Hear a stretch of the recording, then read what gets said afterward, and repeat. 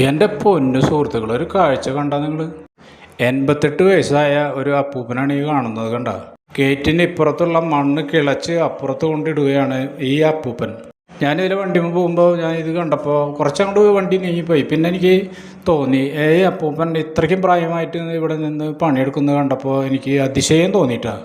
ഇത്രയ്ക്കും പ്രായമായിട്ടുള്ള ഒരു അപ്പൂപ്പൻ മണ്ണിനോട് മല്ലടിച്ച് കിളച്ചാൽ കിട്ടാത്ത മണ്ണ് പോലെ കിളച്ചുകൊണ്ട് ഒരു പാത്രത്തിലാക്കി അപ്പുറത്തേക്ക് ചുമന്ന് കൊണ്ടുവന്ന് ഇടുന്നു. കണ്ട, അത് കണ്ടപ്പോഴാണ് എനിക്ക് ഇതൊരു പ്രത്യേകതയായിട്ട് തോന്നിയതിട്ടാ.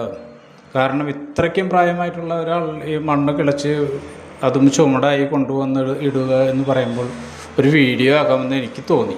മറ്റുള്ളവർക്ക് ഇതൊരു പ്രചോദനമായിരിക്കും.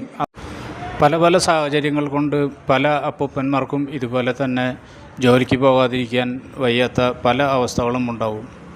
ചിലപ്പോൾ അവരുടെ നിത്യചെലവിനുള്ള കാര്യത്തിന് വേണ്ടിയായിരിക്കും, ചിലപ്പോൾ ജോലി ചെയ്യാതെ വെറുതെ ഇരിക്കാൻ പറ്റാത്തവരുമുണ്ട്.